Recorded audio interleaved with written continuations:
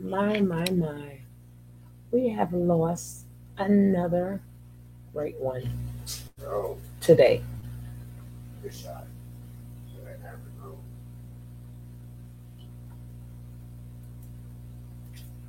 A lot of you have been hitting me up asking me I don't think how Melvin Van Peebles died. Well, as the so-called they all have one. godfather of modern black cinema, he's not just my dad, he's your dad too. So if it's okay with you, I'll share a little bit with you. My brother and my sister and I realized that For a reason, though. Dad was getting old. We got on a plane, we flew to New York, got our butts here, and I felt very strongly that Dad would not want to pass to the hospital, and I You was see back and shoulder, back and lucky enough to get him home. so they can have to go in the pain. And when he came through the door, he had such a look of relief and joy on his face that I just let that wash over me. And I wanted to stay in the same room with him. And he has a bed, a little bed, and there's a cot in there, and I slept on the cot beside him. You can't shoot. And around 2:30 a.m., for some reason I woke up.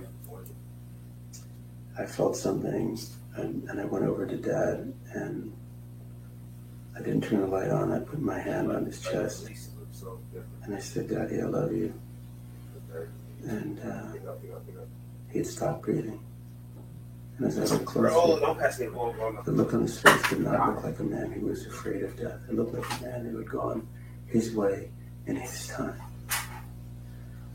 And what a class way out. I thought, man, I'd be so lucky to go out with my family close by, at home, peacefully. Sometimes we think of death as a tragedy. People are calling it, I'm so sorry, I'm so sorry.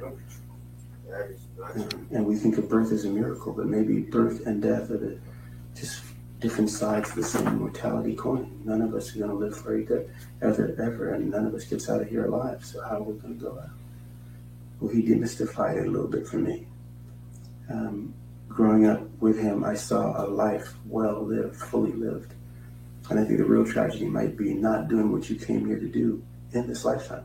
And Melvin Van Peebles, man, your dad, he came and he did his thing. And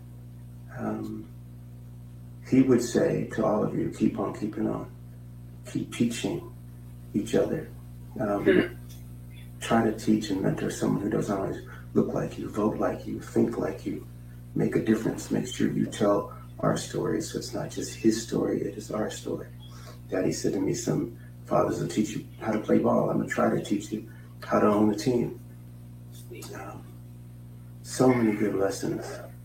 And I know he wanted to tell me that he loves you all. And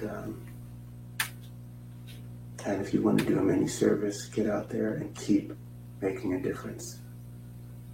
Your daddy loves you.